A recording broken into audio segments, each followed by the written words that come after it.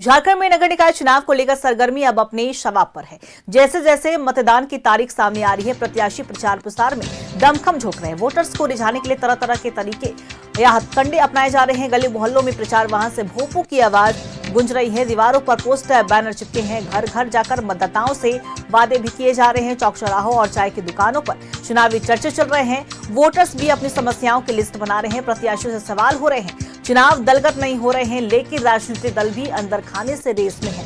बैठकों का दौर भी चल रहा, रणनीतियां भी तैयार हो रही हैं।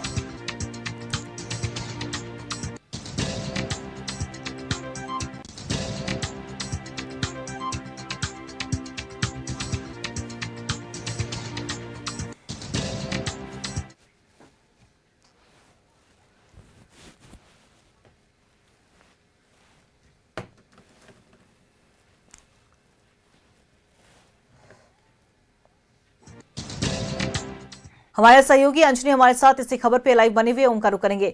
अंजनी, देखिए महज अब कुछ ही दिन बचे हुए हैं जब नगर निकाय चुनाव को लेकर चुनाव होना है। नगर निकाय का चुनाव मतदान होगा और ऐसे में देखिए इस बार दलीय आधार पर चुनाव तो नहीं हो रहे हैं, लेकिन फिर भी हम देख पा रहे हैं कि जो दलीय आधार पर नहीं होने के बावजूद भी राजनीतिक दल जो है वो अंदर खाने से रेस में है। बैठकों का दौर चल रहा है। अपने समर्थित उम्मीदवारों की लगातार जनसंपर्क चला रहे हैं, प्रचार प्रसार कर रहे हैं। ऐसे में वहां रांची का क्या कुछ माहौल देखने को मिल रहा है, क्योंकि अब बस कुछ ही दिन बचे हुए हैं। देखिए, नगर निकाय चुनाव को लेकर रांची में क्या पूरे राज्य में जो है एक अलग तस्वीर भी दिखाई दे रही है। प्रचार भी हो रहा है, प्रसार भी हो रहा है और जिस तरह से जो प्रत्याशी हैं वो डोर टू डोर जो है अपनी बातों को मतदाताओं के बीच रख रहे हैं, क्योंकि समय अब कम है और कम समय में ज़्यादा लोगों तक पहुंचना है। अमूमन आप देखेंगे तो एक वार्ड में 15,000 से 18,000 तक के जो मतदाता हैं उनकी एक संख्या है। कहीं 15 है, कहीं 16 है, कहीं 17 है, 18 है। तो तमाम जो प्रत्याशी हैं उनकी यही चाहत है कि वो हर व्यक्ति के, हर मतदाताओं के घर पहुंचे, अपनी बातों को रखें। लेकिन ये जो चुनाव है वो दलीय आधार पे नहीं हो रहा है, लेकिन पर्दे के पीछे तमाम राष्ट्रीय पार्टी और जो क्षेत्रीय पार्टियां हैं उनकी कहीं ना कहीं सहभागिता है, क्योंकि प्रचार प्रसार में वो तमाम बड़े नेता अलग अलग जिलों में भी जा रहे हैं। लेकिन ये जो चुनाव है, ये नगर निकाय चुनाव में हम लोग ये भी देख पा रहे हैं कि किस तरह से जहां प्रचार प्रसार हो रहा है तो वहीं एक्शन भी हो रहा है, वो राष्ट्रीय पार्टी हो या क्षेत्रीय पार्टी हो। और दरअसल देखेंगे तो कई लोगों ने पार्टी से बगावत करके चुनाव लड़ रहे हैं। नॉमिनेशन भी किया और कंफर्मेशन भी हुआ, चुनाव प्रचार भी कर रहे हैं। तो यदि हम बीजेपी की बात करेंगे तो बीजेपी ने लगभग 20 ऐसे प्रत्याशी वो वार्ड का चुनाव लड़ रहे हैं या मेयर का चुनाव लड़ रहे हैं। वैसे लोगों पे सौकोज किया गया है कि आप बिना अनुमति के चुनावी मैदान में क्यों हैं। और कहीं ना कहीं यदि बीजेपी की देखेंगे तो धनबाद की बात करेंगे तो संजीव सिंह चुनावी मैदान में हैं और बीजेपी समर्थित प्रत्याशी भी चुनाव मैदान में है। तो कहीं ना कहीं पार्टी में वह पोह की स्थिति है और ये अच्छा मैसेज नहीं जा रहा। तो यही यदि हम दूसरी तरफ देखेंगे, कांग्रेस पार्टी जो एक राष्ट्रीय पार्टी है, लगभग 20 लोगों को जो है पार्टी से निकाला गया है, क्योंकि ये लोग बगावत करके चुनावी मैदान में डटे हुए हैं। तो यही तस्वीर है झारखंड की। लेकिन मजे की बात यह है कि रांची में देखेंगे तो मेयर का जो चुनाव हो रहा है उसमें 2 महिला प्रत्याशी जो हैं प्रमुखता से आमने सामने हैं। रमा खलखो की बात करें या रोशनी खलखो की बात करें तो रांची में लड़ाई खलखो वर्सेस खलखो की है। कौन बाजी मारेगा ये अभी बता पाना मुश्किल है, क्योंकि रांची में देखेंगे तो 6 विधानसभा जो क्षेत्र है उसमें बीजेपी की हम बात करेंगे तो तो जो हटिया विधानसभा है, रांची विधानसभा है, उसी तरह देखेंगे तो कांग्रेस की भी जो सीटें हैं वो खिजरी में है, कांके में है। तो इसमें कैसी तस्वीर बनेगी, मतदाता किसको चुनेंगे, ये एक बड़ी बात होगी। लेकिन मतदाता इस समय जो है पूरी तरह से वेट एंड वॉच में है और तमाम प्रत्याशियों को सुन रहे हैं कि वो कितना मतदाताओं को कॉन्विंस करेंगे, मतदाताओं पे कितना भरोसा कौन प्रत्याशी करता है। तो वैसे प्रत्याशी जो है वो चुनाव जीतेंगे, क्योंकि ये दलीय आधार पे चुनाव हो नहीं रहे हैं, लेकिन दलों की सहभागिता जरूर है।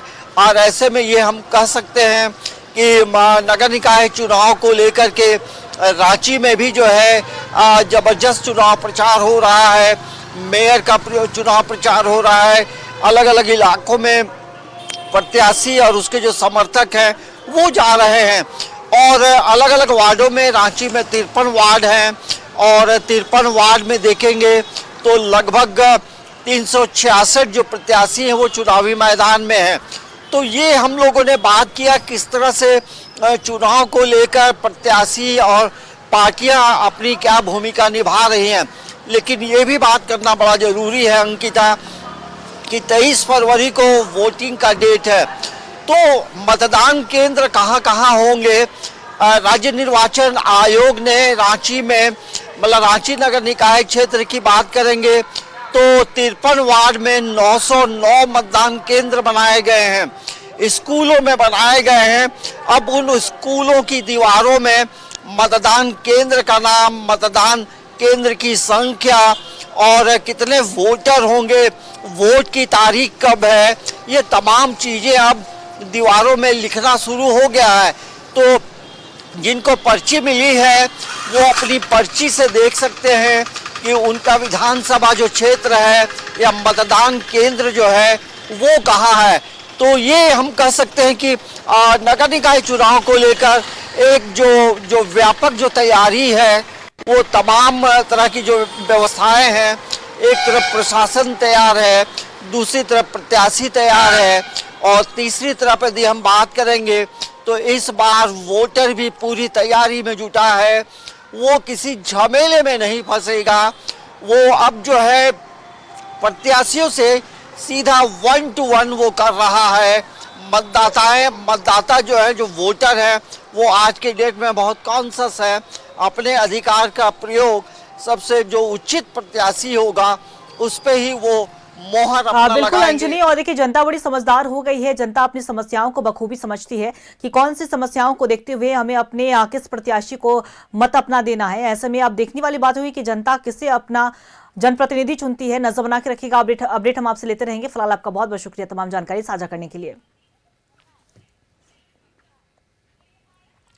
और देखिए निकाय चुनाव की बात करें तो निकाय चुनाव में बागियों पर भी पार्टियों का जो चाबुक है वो चलने लगा है। ऐसे में हमारे सहयोगी धनबाद से प्रकाश हमारे साथ लाइव बने हुए हैं, उनका रुख करेंगे।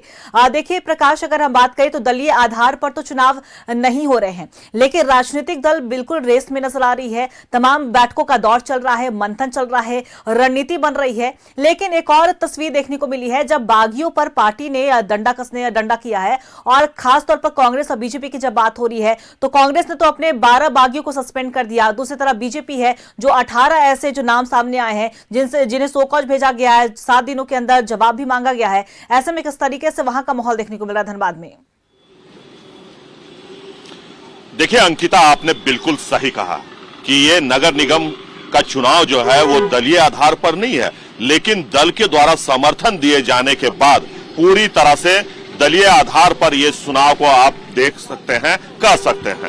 क्योंकि जिस प्रकार से भाजपा और कांग्रेस ने बागी प्रत्याशियों पर नकेल कसा है, इसे देखकर तो ऐसा ही लग रहा है कि पार्टी जो है वो हर हाल में अपने प्रत्याशी को जीत दिलाना चाहती है। पार्टी जो है वो एकजुटता का परिचय देना चाहती है। यही कारण है कि झरिया के पूर्व विधायक संजीव सिंह, भृगुनाथ भगत, मुकेश पांडे, ये जो बीजेपी के ये तीनों लोग थे, इन तीनों पर भी नोटिस भेज दिया गया है, कार्रवाई करने की बात कही गई है। वहीं अगर हम कांग्रेस से बात करें तो कांग्रेस में भी कुछ हाल बेहाल ही चल रहा है। कांग्रेस की ओर से लगातार ये दावे किए गए थे, वादे किए गए थे कि कांग्रेस समर्थित उम्मीदवार जो है शमशेर आलम वो एकमात्र कैंडिडेट होंगे झरिया विधानसभा क्षेत्र, झरिया धनबाद से नगर निगम क्षेत्र के लिए। लेकिन जिस प्रकार से बागियों ने खेल बिगाड़ा है, इसे देखकर ऐसा लग रहा है कि जो समर्थित उम्मीदवार है कांग्रेस के शमशेर आलम,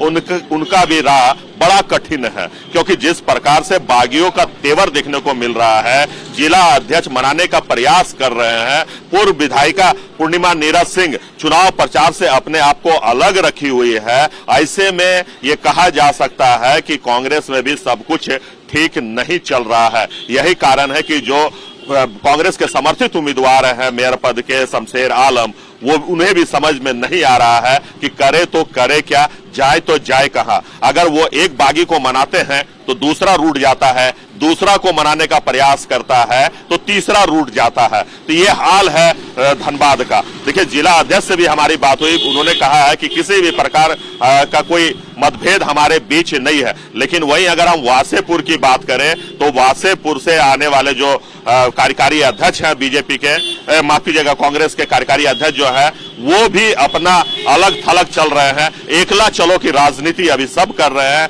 कैसे मेयर प्रत्याशी को मात दिया जाए, इसकी रणनीति तैयार किया जा रहा है। मुस्लिम पर जिस प्रकार से भरोसा जताया जा रहा था कांग्रेस की ओर से, उस मुस्लिम वोट को किस प्रकार से डाइवर्ट किया जाए, इस पर लोग दिमाग लगाते हुए नजर आ रहे हैं। वहीं अगर हम बात कर ले धनबाद नगर निगम इकाई चुनाव का, तो हमने आपसे पहले ही कहा कि धनबाद का जो नगर निकाय चुनाव है वो पूरी तरह से हॉट सीट बन चुका है। हॉट सीट हम इसलिए कह रहे हैं कि जिस प्रकार से भाजपा के ओर से समर्थित उम्मीदवार संजीव कुमार हैं, जिनके समर्थक में पूर्व सांसद, वर्तमान सांसद, विधायक, पूर्व मंत्री आकर उनके साथ प्रचार प्रसार कर रहे हैं, कदम से कदम मिला के चल रहे हैं। वहीं अगर हम बात कर ले जेएलकेम से, तो प्रकाश महतो के पक्ष में जयराम महतो मैदान में उतर चुके हैं। वहीं अगर हम बात कर ले शांतनु चंद्रा की, तो उनके समर्थन में आजसू के सुप्रीमो सुदेश महतो आ चुके हैं। वहीं अगर हम बात कर ले बीजेपी से, जेएमएम से, तो जेएमएम के तमाम जो नेता हैं वो मैदान में उतर चुके हैं। लेकिन अगर हम भाजपा की बात करें तो भाजपा में अभी भी कार्यकर्ता जो हैं वो मुंह चुराते हुए नजर आ रहे हैं, मुंह छुपाते हुए नजर आ रहे हैं, सामने खुलकर नहीं आ रहे हैं। सामने इसलिए नहीं आ रहे हैं कि कहीं उन्हें डर है कि अगर हम बीजेपी के संजीव कुमार का समर्थन करते हैं तो संजीव सिंह कहीं नाराज हो सकते हैं, मुकेश पांडे नाराज हो सकते हैं, भृगुनाथ भगत से संबंध खराब हो सकता है। इसलिए वो अपने घर पर ही बैठना पसंद कर रहे हैं। वहीं अगर हम कांग्रेस की बात कर ले, समर्थित उम्मीदवार जो है शमशेर आलम, उनका भी हाल बेहाल है, क्योंकि जहां भी वो जा रहे हैं बागियों का सामना उन्हें करना पड़ रहा है। पार्टी कार्यालय में लगातार उनके खिलाफ बोले जा रहे हैं। पार्टी के कार्यकर्ता जो हैं वो नहीं चाहते हैं कि संतोष सिंह माफ कीजिएगा, जो जिला अध्यक्ष है कांग्रेस के, वो कुछ कहते हैं, उनकी बातों को नहीं मानते हैं। लगातार ये कहा जा रहा है कि अगर आप पार्टी विरोध कार्य करेंगे तो आप पे कार्रवाई की जाएगी। इसके बावजूद भी पार्टी विरोधी कार्य जो है वो लगातार कांग्रेस के नेताओं और कार्यकर्ताओं के द्वारा देखने को मिल रहा है जमीन पर भी। अगर हम बात कर ले कल जिस प्रकार से आरजेडी ने समर्थन दिया है एक पार्टी को, तो कहीं ना कहीं जो मुस्लिम वोट है वो अब छटकता हुआ दिख रहा है कांग्रेस के ओर से। उसे जेएमएम भी लुभाने में लगी हुई है, अन्य पार्टियां भी लुभाने में लगी हुई है, जो समाज से भी है वो भी लुभाने में लगे हुए हैं। तो ऐसे में बड़ा कठिन हो गया है ये नगर निगम का चुनाव। इसलिए हमने आपसे पहले ही कहा कि धनबाद नगर निगम चुनाव बड़ा ही दिलचस्प के साथ साथ कह सकते हैं कि पूरी झारखंड की नजर धनबाद पर है। जी अंकिता। चलिए, बिल्कुल देखिए प्रकाश, और धनबाद का रण भी बिल्कुल दिलचस्प हो चुका है नगर निकाय चुनाव को लेकर। तमाम ऐसे प्रत्याशी जिन्हें समर्थन भी है और तमाम ऐसे प्रत्याशी भी हैं निर्दलीय है, लेकिन एक मजबूत कैंडिडेट भी माने जा रहे हैं। ऐसे में त्रिकोणीय मुकाबला जरूर देखने को मिलेगा। नजर बना के रखिएगा, अपडेट हम आपसे लेते रहेंगे। फिलहाल आपका बहुत बहुत शुक्रिया तमाम जानकारी साझा करने के लिए।